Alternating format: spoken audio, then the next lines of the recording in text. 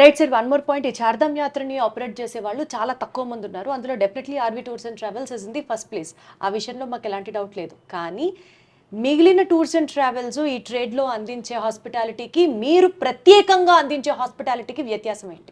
సాధారణంగా ఇటీవల కాలంలో డిజిటల్ మాధ్యమాల మహిమనో లేకపోతే సోషల్ మీడియా ఎఫెక్టో తెలియదు కానీ ప్రతి ఒక్క వ్యక్తి కూడా 25,000కి 20,000కి 15,000కి చార్ధామ్ యాత్ర తీసుకువెళ్తామని చెప్పేసి ప్రజల్ని మోసం చేసేటువంటి చాలా ప్రకటనలు మనం చూస్తూ ఉన్నాం.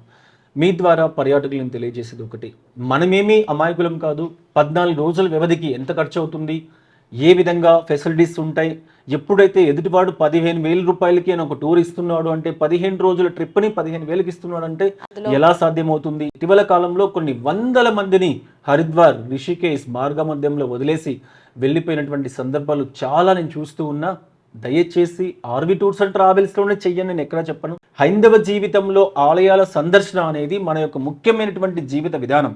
అలాంటి మన జీవితంలో ఉన్నటువంటి కొన్ని సెంటిమెంట్స్ను ఆధారంగా చేసుకుని సోషల్ మీడియా ప్లాట్ఫామ్ ద్వారా ఇటీవల కాలంలో ఈ 3 యాత్రలకు సంబంధించి, ఎందుకంటే ప్రతి ఒక్కరు భావిస్తారు ఈ 3 యాత్రలు కష్టంగా ఉంటాయి, ఈ కష్టమైనటువంటి యాత్రలకి చాలా 20,000 రూపాయలకి చూపిస్తున్నారు అమర్నాథ్, 20,000 రూపాయలకి చార్ధామ్ చూపిస్తున్నారు, తక్కువ ప్రైస్కి కైలాసం కూడా చూపిస్తామని చెప్పి ముందుకు వస్తూ ఉన్నారు. ఇలాంటి ప్రకటనలతో మోసపోయి చాలా మంది ఇబ్బందులు పడుతూ అక్కడికి వెళ్ళిన తర్వాత ఏమనుకుంటా అంటే మా తలరాత బాగలేదు, మోసం చేసిన వాడిని వదిలేసి తలరాత బాగలేదని చెప్పేసి భగవంతుని దర్శనం లేకుండా తిరిగి రావడం అనేది జరుగుతూ ఉంది. ఇలాంటి పరిస్థితి లేకుండా మనం యాత్ర వెళ్ళాలి. భగవంతుడు మనకు అవకాశం ఇచ్చాడు ఆ యాత్ర వెళ్ళడానికి.